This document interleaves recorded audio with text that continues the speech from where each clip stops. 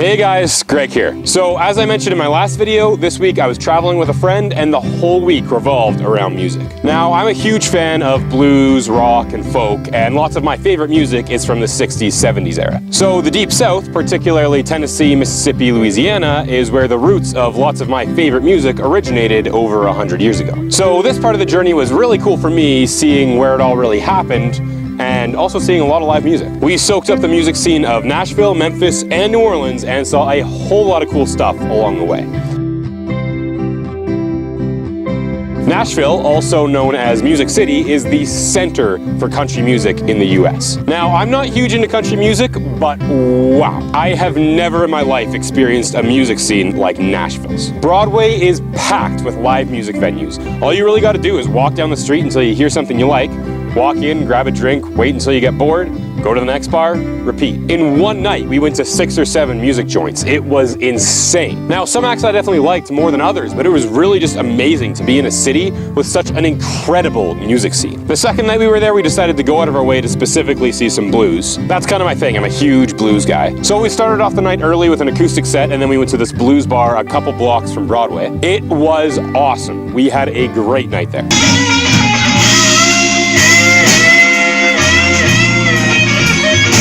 I'm glad we did one night of country, rock, honky-tonk stuff just to see what Nashville's all about, but then have one night of music we both love and we can both get into.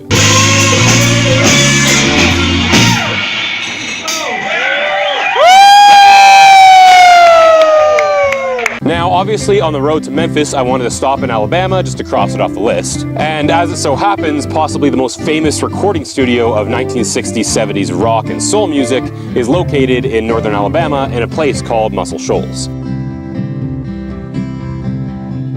Shoals Sound Studio on the Jackson Highway. If you are at all into music from that time, I would encourage you to watch the Shoals documentary. It's incredible. Seeing the studio was pretty surreal for me. For $10, they take you on a tour through the studio. Some of the instruments are originals, some are replicas. The piano has been there since the late 1960s and has been used by an uncountable amount of rock stars. I'm a piano player, so playing that piano was a pretty amazing experience for me. You've probably heard it a couple times before.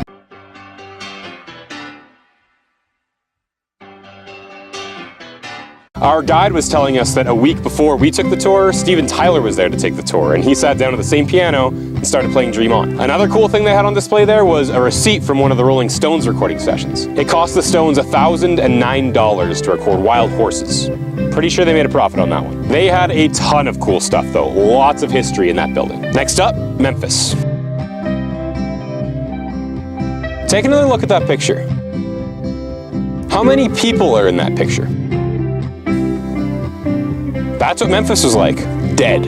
Other than the tourists around Graceland, Memphis is by far the least lively city I have ever been to. Beale Street, famous for its blues scene, has to be the quietest downtown street that I have ever been on. We asked our Uber driver if it's always like this because it was a weeknight, but I love the way he described it. Memphis is a sleepy city. It's quiet. There is not a lot of people out and about. We were at this one blues bar that night on Beale Street, and for a decent chunk of the set, they were playing for me, my buddy, and the bartender.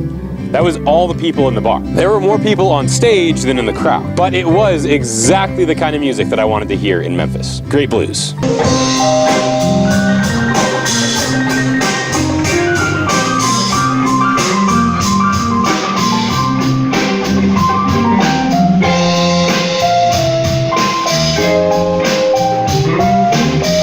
Other than that, we saw the Memphis Pyramid, which is now a Bass Pro Shop. We actually stayed in their parking lot. And we crossed over the Mississippi River so I could cross Arkansas off the list. One night in Memphis was enough, certainly not the most exciting place. Maybe it would have been different if it was a weekend.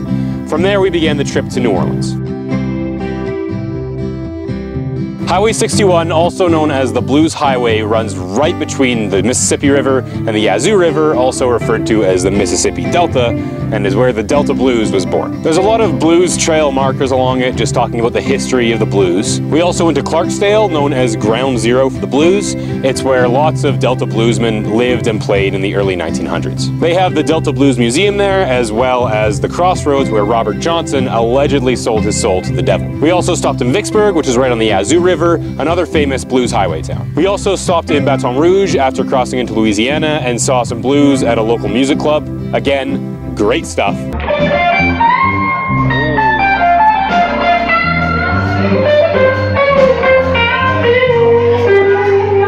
But for me, the drive was the best part, just seeing the Mississippi Delta. It's a depressing looking place. Very flat, lots of cotton fields. It was essentially the headquarters of the slave trade way back when. Well, that's really the reason that the blues began. We saw a few classic looking plantations, basically mansions surrounded by farms. The Mississippi Delta is also where we started noticing flood markers because of the Mississippi and Yazoo rivers flooding all the time. We drove Highway 61 all the way to New Orleans. What a party! New Orleans is amazing. Granted, we were there for a Friday and Saturday night, but I really can't imagine that place not being fun anytime during the week.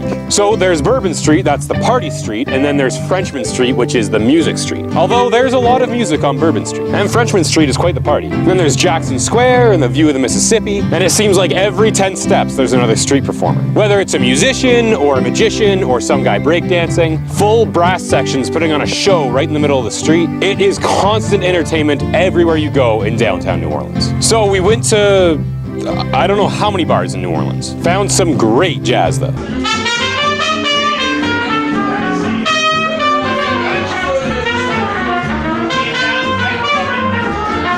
Some incredible music.